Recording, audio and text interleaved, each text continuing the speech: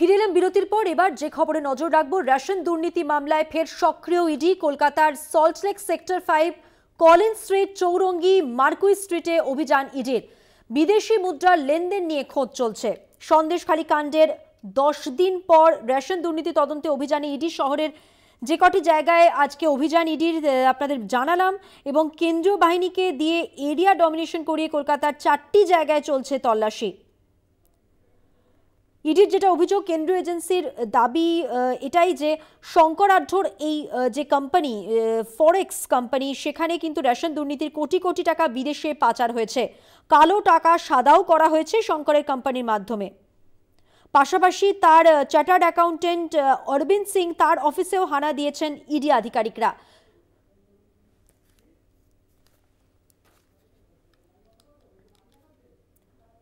কলকাতার 4টি জায়গায় ইডির হানা। সন্দেশখালী কাণ্ডের 10 দিনের মাথায় রেশন দুর্নীতি তদন্তে ফের অভিযানে ইডি। শহরের 4টি জায়গায় তদন্তে নেমেছে কেন্দ্রীয় এজেন্সি। আরো বিস্তারিত জানবো, আমাদের সঙ্গে রয়েছেন আমাদের প্রতিনিধি শুভঙ্কর মণ্ডল। শুভঙ্কর, ইডির এই অভিযান নিয়ে এখনো পর্যন্ত তোমার কাছে কি তথ্য আসছে? দেখো, রেশন বন্টন দুর্নীতি নিয়ে তৎপর ইডি, এবং বিশেষ করে বলা যেতে পারে যে সন্দেশখালী ঘটনার 10 দিনের মাথায় একেবারে ইডির কিন্তু এই রেড বাই হানা এবং শহর কলকাতা 3টি জায়গা এবং সেক্টর 5 একটি জায়গা, মোট 4টি জায়গাতে কিন্তু এই মুহূর্তে ইডির তল্লাশি চলছে। মূলত বনগাঁ পুরসভার প্রাক্তন চেয়ারম্যান শঙ্কর আঢ্য, তার গ্রেফতারের পর থেকে ইডি কিন্তু আদালতে জানিয়েছিল তাকে ক্রস এক্সামিন করে যে 90টির মতো তার ফরেক্স কোম্পানি রয়েছে শঙ্কর আঢ্য, যার মাধ্যমে হাজার হাজার কোটি টাকা বিদেশে কিন্তু পাঠানো হয়েছে এবং কালো টাকা সাদা করা হয়েছে। এবং তোমরা জানিয়ে রাখি, আমি এই মুহূর্তে যেখানে রয়েছি বা 112 নম্বর কলিন্স স্ট্রিট, সেখানে সকাল 11টা নাগাদ ইডি 4 জন আধিকারিকের একটি দল ভেতরে ঢোকেন এবং সেই সঙ্গে সিআরপিএফ এর জওয়ানরা ছিল। আগের থেকে অনেক বেশি তারা নিরাপত্তা আটসাটো করেছে, মাথায় একেবারে টুপি, লোহার টুপি, সেই সঙ্গে সঙ্গে কিন্তু হাতে সিনথেটিক রুল এবং শিল্ড, সিনথেটিক শিল্ড, সেই শিল্ড রয়েছে। এবং সেই আধিকারিকরা এই মুহূর্তে ভেতরে তল্লাশি চালাচ্ছে। আজ থেকে 10 দিন আগে এই যেখানে আমি রয়েছি, ত্রিনয়নী ফরেক্স কোম্পানি লিমিটেড প্রাইভেট, সেখানে কিন্তু 8 থেকে 10 দিন আগে এই কোম্পানি সিল করে দিয়ে যাওয়া হয়েছিল। হয়তো ভেতরে কেউ ছিলেন না। ইডি আধিকারিকেরা এখান থেকে ভেতরে ঢুকে তারা কিন্তু ভেতর থেকে তথ্য তালাশ করছে, নথি, এবং সেই সঙ্গে সঙ্গে টাকা কোথায় কোথায় গিয়েছে বলে তারা মনে করছে, এবং সেই মতো যে কম্পিউটারের মাধ্যমে কাজ হতো তার হার্ড ডিস্ক গুলোকে বাজেয়াপ্ত করা, সেগুলো করায়ত্ত করা, সেগুলোকে নেওয়া, এই যাবতীয় কাজ কিন্তু তারা করছেন। এবং কিছুক্ষণ আগে আমরা দেখেছি কালো চাদর মোড়া একজনকে তারা ভেতর থেকে বাইরে নিয়ে আসেন, তাকে এখান থেকে পাশে আরো অন্য একটি জায়গাতে নিয়ে গিয়েছেন বলে আমরা জানতে পেরেছি। সঙ্গে একজন ইডি আধিকারিক রয়েছে, যেহেতু একেবারে ঢিল ছড়া কিছুটা দূরত্বেই সেখানে ইডি রেড বা হানা চলছে স্বাভাবিকভাবে।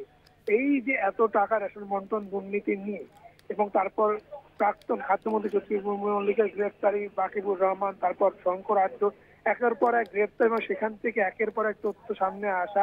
শঙ্কর আঢ্যের যে 90টির মতো কোম্পানির তথ্য ইডি আধিকারিকেরা আদালতে জানিয়েছিল, তারপরেই কিন্তু তাদের এই রেড আজকে তারা সংগঠিত করছেন এবং সকাল 11:30 থেকে রেড শুরু হয়েছে। এখন কিন্তু অনেকটা সময় অতিক্রান্ত হয়েছে। এখনো পর্যন্ত ভেতরেই রয়েছেন 112 নম্বর যে কলেজ স্ট্রিটের যে বহুতল, সেই বহুতলে যে ত্রিনয়নী ফরেক্স প্রাইভেট লিমিটেড কোম্পানিটি রয়েছে, সেখানে কিন্তু এখনো পর্যন্ত তল্লাশি জারি রয়েছে। এখন লক্ষণীয় যে কতক্ষণে তল্লাশি শেষ হয়, কেননা ভেতরে কোনো কর্মী কিন্তু নেই, যেহেতু সিল করা ছিল। ফলত সেখান থেকে ভেতর থেকে কি কি তথ্য তারা বাজেয়াপ্ত করতে পারে, কি কি ডিজিটাল এভিডেন্স তারা সেখান থেকে কালেক্ট করতে পারে, বা বেরোনোর সময় তাদের হাতে আলাদা করে কোনো রকম সে ধরনের কোনো পোটলি থাকে কিনা, সেটিও কিন্তু এই মুহূর্তে অবশ্যই লক্ষণীয় মনে হয়। ধন্যবাদ শুভঙ্কর। কথা বললাম আমাদের প্রতিনিধি শুভঙ্কর মণ্ডলের সঙ্গে। অর্থাৎ এই যে 4টি জায়গায় ইডির হানা, কিসের ভিত্তিতে? অর্থাৎ যেটা বোঝা যাচ্ছে যে এই রেশন দুর্নীতি তদন্তে এই অভিযান ইডির আধিকারিকদের। শহরের যে 4 জায়গার কথা বললাম আপনাদের, এবং পাশাপাশি জানিয়ে রাখি যে ঠিক কোথায় কোথায় হানা না, সল্টলেকের সেক্টর 5, পাশাপাশি রয়েছে 112 নম্বর কলিন্স স্ট্রিট, মার্কুই স্ট্রিট এবং চৌরঙ্গি লেনে SR Adhya finance private limited অফিসেও ইডি আধিকারিকরা অভিযান চালাচ্ছেন।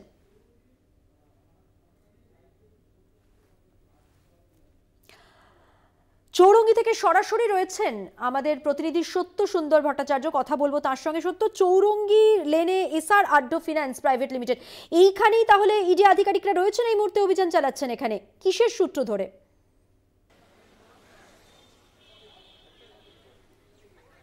দেখো, 2.5 ঘন্টারও বেশি সময় অতিক্রম হয়েছে। খাদ্য ভবন থেকে ঠিক ঢিলছোড়া দূরত্বে 11A চৌরঙ্গি লেন এবং সেই অফিসেই শঙ্কর আঢ্যর যে বিদেশি মুদ্রা বিনিময়ের যে অফিস, সেই অফিসেই কিন্তু সকাল 11:30 থেকে ইডি আধিকারিকেরা তারা কিন্তু এখানে তল্লাশি চালাচ্ছেন। এবং আমরা দেখেছি যে সন্দেশখালীর ঘটনার পর কিন্তু ইডি আধিকারিকেরা যেখানে তারা তল্লাশিতে যাচ্ছেন সেখানে যারা সিআরপিএফ জওয়ান রয়েছেন তারা রীতিমতো প্রস্তুতি নিয়ে এসেছেন, কেননা সন্দেশখালীতে যে জনরোষের মুখে পড়তে হয়েছিল সেই জায়গা থেকে বা সেই পরিস্থিতি এড়াতে আমরা দেখতে পাচ্ছি যে চৌরঙ্গি লেনে যখন সিআরপিএফ জওয়ানরা যখন পাহারায় রয়েছেন তখন কিন্তু তারা মাথায় হেলমেট, হাতে সিনথেটিক স্ট্রিক এবং সমস্ত রকমের প্রস্তুতি নিয়েই এসেছেন।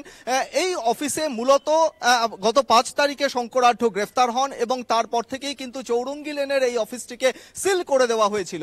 আজ সকালে যখন ইডি আধিকারিকেরা আসেন তখন তারা এই সিল ভেঙে ভেতরে ঢুকে এখান থেকে যেটা জানা যাচ্ছে যে বিদেশি মুদ্রা এখান থেকেই দুবাইতে পাচার হয়েছে, এক্সচেঞ্জ হয়েছে, ঠিক কত পরিমাণ সেই টাকা বিদেশে পাঠানো হয়েছে সেই সংক্রান্ত তথ্যই কিন্তু তারা নিতে এসেছেন। সেক্ষেত্রে কম্পিউটারের হার্ড ডিস্ক, এমনকি এখানের যে সিসিটিভি রয়েছে এখানে কার কার যাতায়াত ছিল সেই গোটা বিষয়টি কিন্তু ইডি আধিকারিকেরা তাদের নজরে রেখেছেন। ইতিমধ্যেই ভেতরে তল্লাশির যে কাজ সেটা কিন্তু এখনো চলছে। সেখানে তারা দেখছেন যে ধরনের মুদ্রা এক্সচেঞ্জ করা হয়েছে বা বাইরে কত পরিমাণ টাকা পাঠানো হয়েছিল সেই সংক্রান্ত কোনো তথ্য রয়েছে কিনা, এবং সেই তথ্য অনুযায়ী কিন্তু তারা এর আগে যেরকমটা খবর পেয়েছিলেন সেই সূত্র মারফতই কিন্তু তারা এখানে এসেছেন। মূলত যে শহরের 4টি জায়গায় যেভাবে ইডির আধিকারিকেরা তারা তল্লাশি চালাচ্ছেন সেখান থেকে এরকমই 90টিরও বেশি সংস্থা রয়েছে যেখান থেকে বিদেশে টাকা পাচার করা হয়েছে। রেশন বন্টন দুর্নীতির ক্ষেত্রে এই টাকা ঘুরপথে খাদ্যমন্ত্রীর কাছে গিয়েছে, এমনটাই কিন্তু অভিযোগ ইডির কাছে।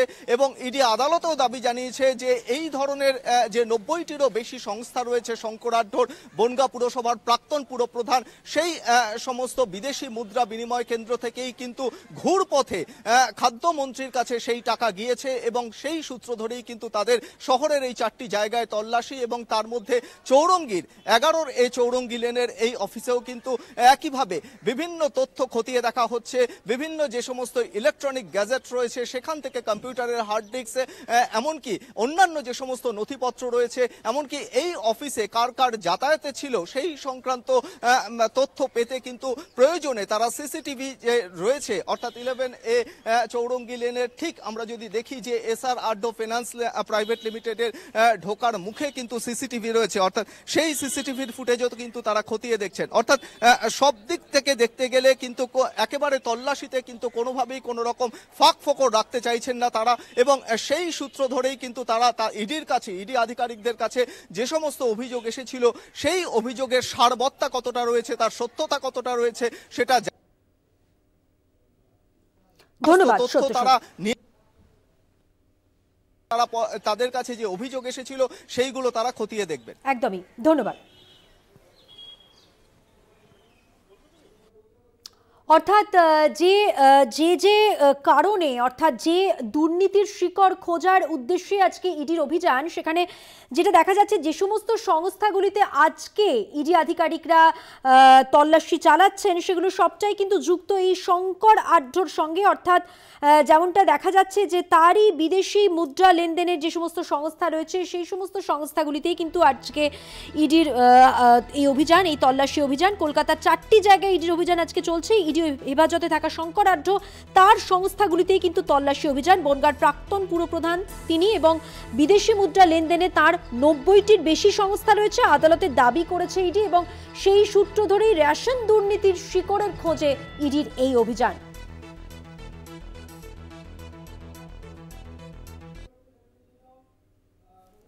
আরো বিস্তারিত জানবো, আমাদের সঙ্গে রয়েছে আমাদের প্রতিনিধি রিয়া মাঝি। রিয়া, তাহলে রেশন দুর্নীতির একেবারে শিকড়ের খোঁজে ইডির আজকের এই অভিযান, যে 4টি জায়গায় শঙ্কর আঢ্যর সংস্থাই বলা যেতে পারে এবং বিদেশি মুদ্রা লেনদেন করা হতো এমনটাই দাবি, এমনটাই অভিযোগ ইডির।